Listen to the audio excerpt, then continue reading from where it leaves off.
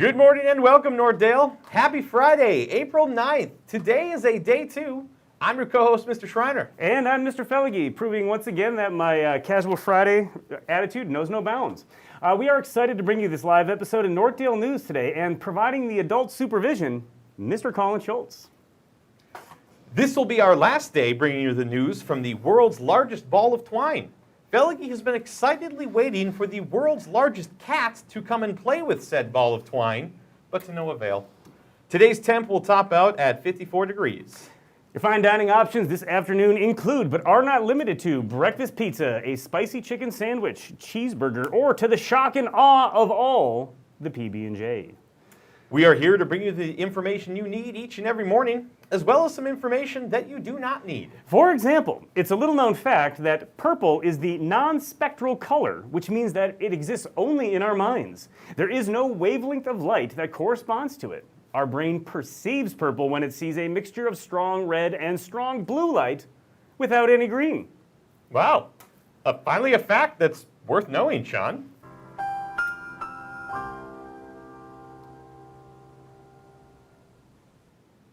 April 9th is National Unicorn Day.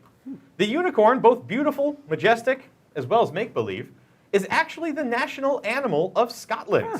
Not a word of a lie. Okay, well done, Scotland, in choosing a make-believe animal to represent you. When you said beautiful and majestic, I thought you were going to be talking about me, but... Well, here we go. Yesterday was also the Twins' home opener. Northdale News has actually obtained some exclusive photos from Target Field yesterday. Your 5-2 Twins edged out the Mariners 10-2 in a rainy home opener victory. These photos, courtesy of Mr. Barris, who we are told broke into Target Field yesterday and had to be chased away by Miguel Sano with a bat. Thankfully, he wasn't hit because Miguel Sano was swinging the bat. Interested in Avid for next year? Avid applications are available outside room 403. Applications are due April 22nd. If you have questions, please see Miss Mitchell, Miss Kasaya, Miss Amon, or like a blind man searching for the light, go to Miss Hedman for more information. Distance learners can email Miss Hedman if you also have questions. On Fridays, we like to bring you our game show, Generational Jeopardy! This week, we will see a contest between the confident Ms. Hedman and the young challenger, Joe Formosa. Now, I have it on good authority that Ms. Hedman is so confident, so unbelievably confident in a victory today that she bet Joe her car that she would win. Enjoy.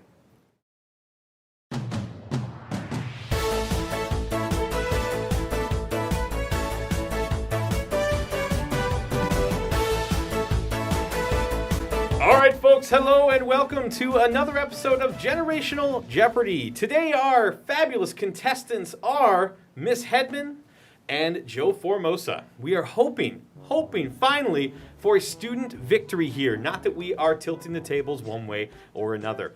This game is a simple one. I'm going to ask 3 questions to each contestant. The questions asked to Miss Hedman should be known by Joe, and the questions asked to Joe should be known by Miss Hedman. We will see who comes out on top at the end. Are my contestants ready? Yes. Yes. All right, very first question goes here to Miss Hedman.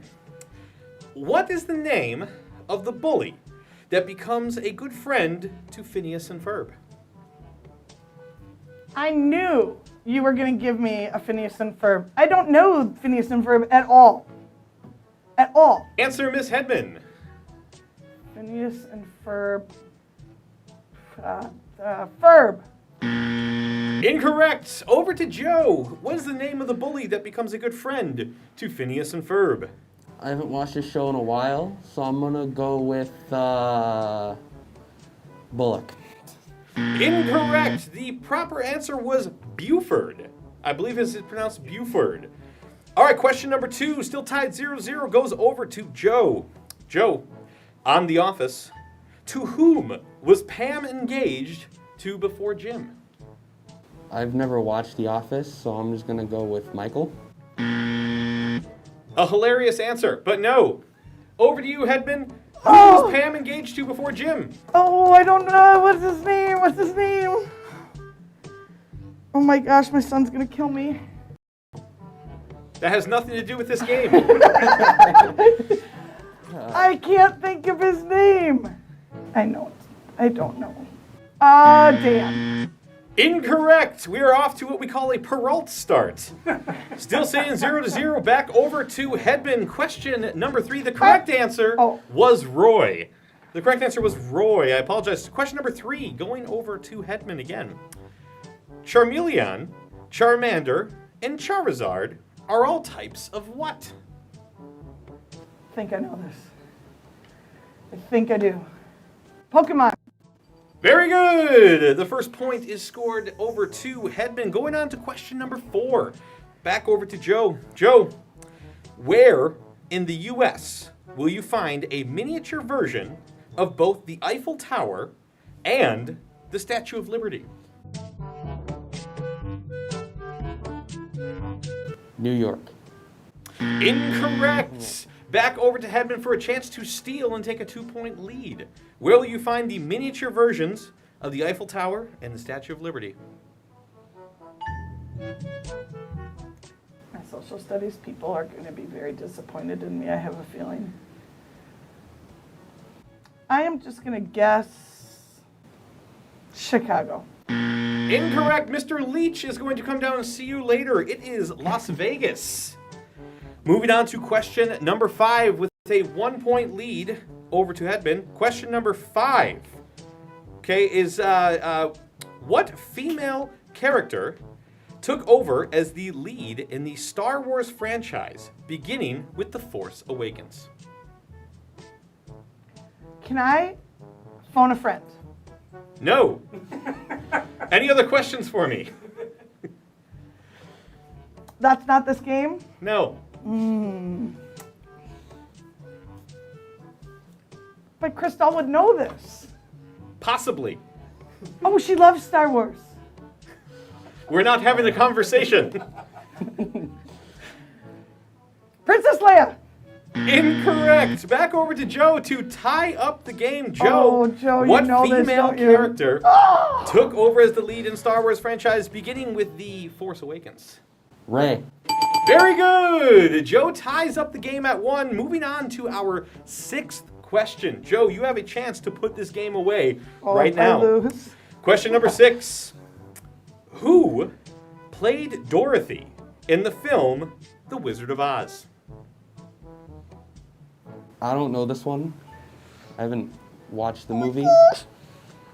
I don't know. That's my answer. Incorrect. Back over to Hedman. Who played Dorothy in the film The Wizard of Oz? From Grand Rapids, Minnesota. Oh my gosh. I swear oh if you my ask gosh. me to phone a friend one more time.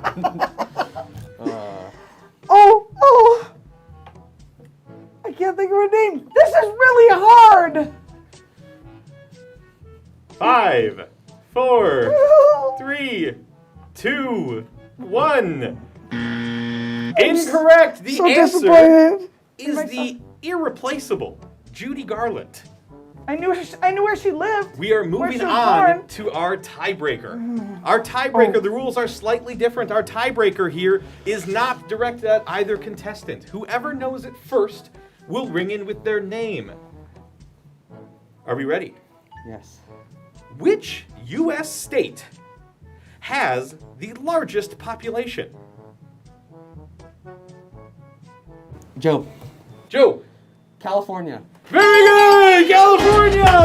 The first student victory! Students, I beg you not to rub this in Miss Hedman's face, but she is the very first staff member to lose to a student. Joe, high five. Well done. Thanks for playing, folks.